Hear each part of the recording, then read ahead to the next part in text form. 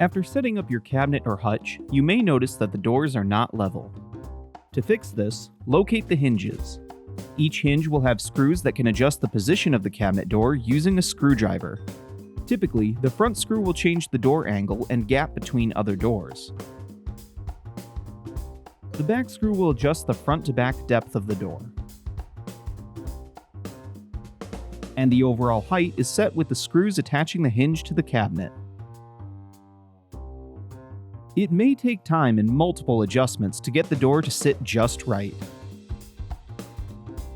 But let's troubleshoot some common problems. If the door is crooked, determine which corner needs to be raised or lowered, and adjust the front screw on that hinge. If you have overlapping doors or too much of a gap, you'll need to adjust the front screw on both hinges. And if the door is rubbing against the side panel, adjust the depth on one or both hinges. If you have any questions or need assistance, please reach out to our customer service team.